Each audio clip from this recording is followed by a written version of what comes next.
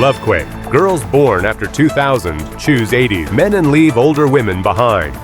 In a society undergoing rapid transformation, with gender roles being questioned and the marriage market in flux, an unexpected trend is emerging. Many young women born after the year 2000 are choosing to marry much older men.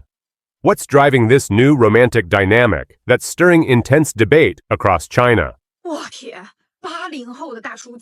What a surprise! A man from Yantai, born in the 1980s, has suddenly become one of the most sought-after bachelors by women born after 2000.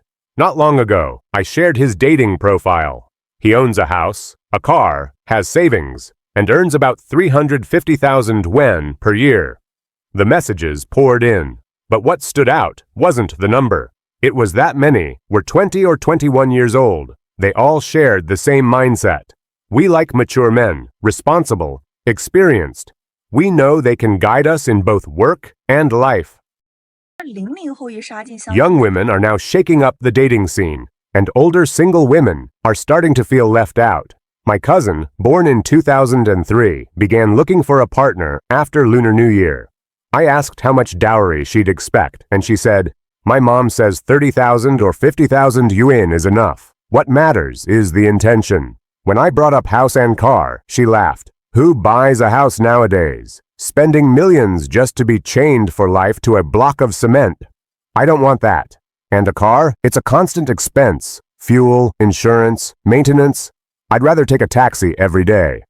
Hearing young women openly say, "It doesn't matter if he has a house or car, as long as he loves me, I'll marry him," is like winning the lottery for many men. The result? More and more are now looking for partners among the younger crowd. By contrast, some older women still insist on finding the perfect man, tall, handsome, rich. If on the first date, the guy says something they don't like, they're already on to the next.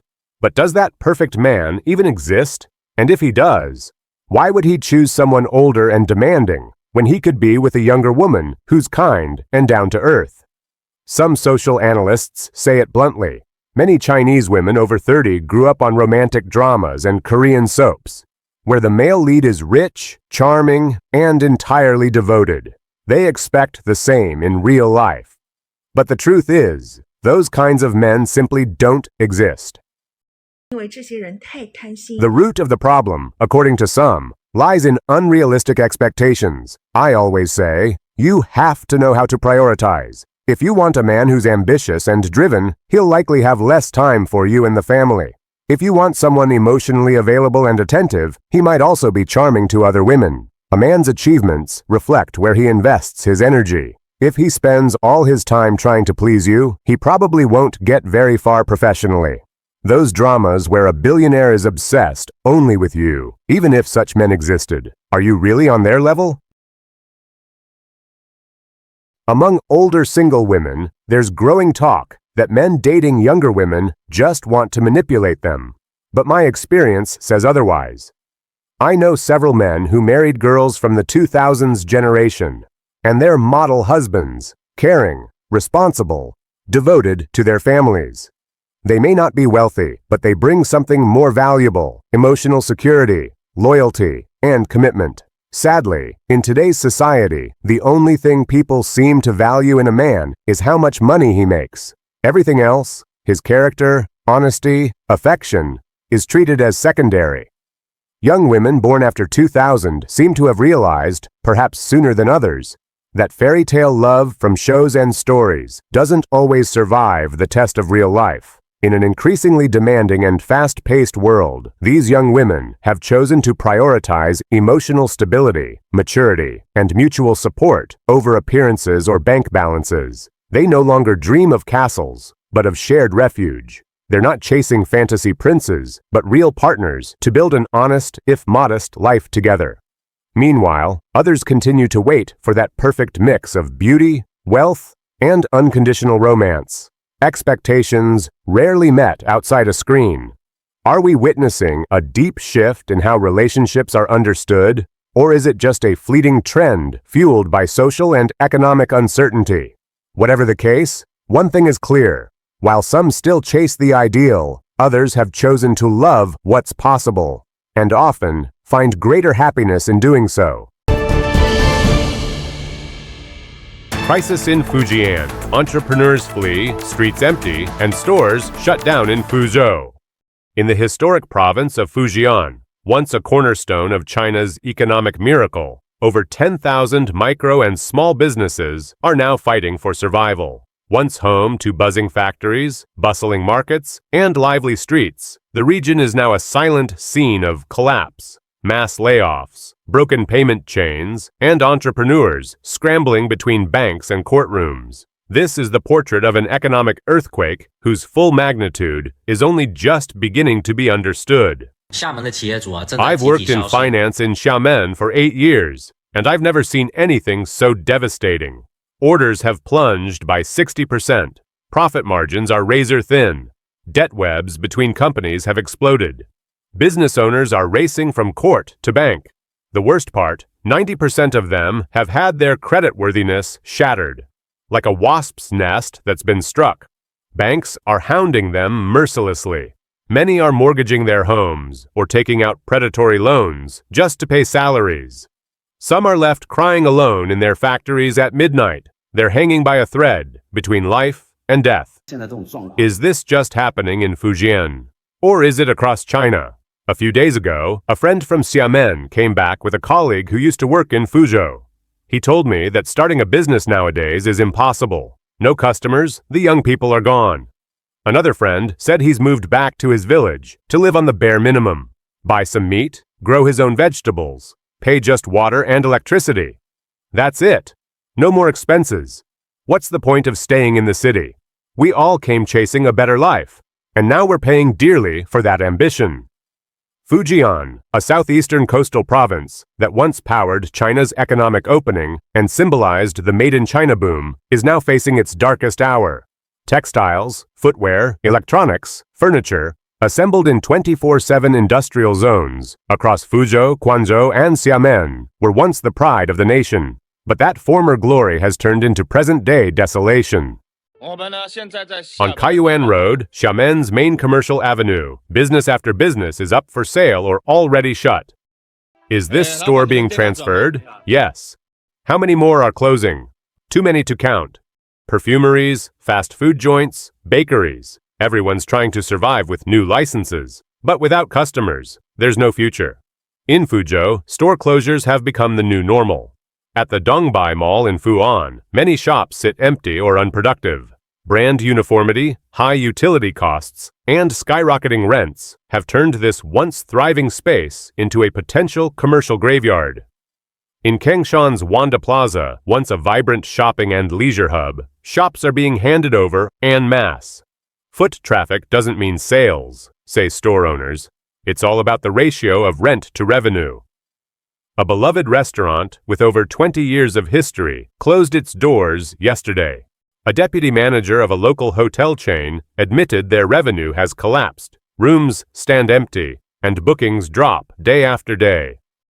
Fujian, once a symbol of China's industrial rise, has now become the first major economic casualty of the post-boom era. What began as resistance to innovation and globalization has ended in the implosion of an entire model. And it's taking down entrepreneurs, workers, and whole communities with it. This collapse has two faces: the numbers, thousands of business closures, plummeting income, rising unemployment, and the human stories behind them. People mortgaging homes, borrowing at crushing rates, bleeding out in empty factories by night, and finally, retreating to the countryside in quiet defeat. Fujian is not an isolated case. If this economic storm isn't contained, China may begin to see more provinces like it. Towns where returnees replace the youth, factories stay shuttered, and cities live only in memory. We end with a question. Are we witnessing a structural collapse, or the painful birth of a new, reinvented development model for the Asian giant? Half of China flooded, 310 reservoirs overflow in Hunan, and cars submerged. The heaviest rains in years have turned entire cities in southern China into raging rivers. Streets, schools, and homes have been swallowed by water in a matter of hours as thousands of people struggle to stay safe. Amid the mud and despair, what should be an urgent emergency response is replaced by silence, propaganda, and waiting. This is the harsh reality faced today by millions in one of the world's most tightly controlled countries. In recent days, several regions in southern China have been battered by torrential rains, triggering floods, landslides, and other large-scale natural disasters. Between June 18th and 21st, provinces such as Hunan, Hubei, Guangxi, Chongqing, and Guizhou have seen a sharp worsening of conditions. The electric scooter doesn't matter anymore. It's gone. Look at that person. Countless vehicles have been swept away by the powerful currents, with no chance of recovery. They're being taken away. Oh, the cars are floating. So many are gone. My God. Faced with this critical situation, residents remain helpless, waiting for assistance. Ironically, in one of the flooded areas, a Communist Party propaganda banner hangs, 100 years of struggle, forging toward a new era. In Hubei province, the images are equally shocking. A car is trapped in the water. Only the windshield wiper is moving, showing that someone is still inside. We live on the 3rd floor. Look. The 2nd floor is already completely flooded. Everything's underwater. Even the 1st floor. I had to climb up to the 3rd. That's how high the water rose. I had just passed through there when the ground collapsed. Now I can't go back. I can't cross. What am I supposed to do? Breaking news. Look at this railing. You can barely see it. The Haitong market is about to be hit. What are we going to do? Even the public toilets under the bridge have been swept away. Sewage is everywhere. The water level is almost reaching the bridge road. Hunan province has been among the hardest hit by this wave of torrential rain. As of June 21st, a total of 310 reservoirs had exceeded capacity. Over 400,000 people across 7 cities and prefectures, including Zhangjiajie and Xiangxi, have been affected. Residents in Zixiping village, Yongding district of Zhangjiajie, told Chinese-language media abroad that several villages are now completely submerged. A drone captured the devastation in Zixiping village, in Badagongshan township, also part of Zhangjiajie. In the Guangxi Autonomous Region, the situation is no less dire. On June 21st, the Guangxi Hydrological Center raised its flood alert to yellow level. 13 rivers and 16 monitoring stations have surpassed safe water levels. The Rongjiang River section in Rong'an City reached 115.15 meters above the danger threshold. Flooding has become an almost yearly occurrence in China. Yet, despite the severity of these disasters, many receive little to no coverage from state media. Some users express harsher criticism.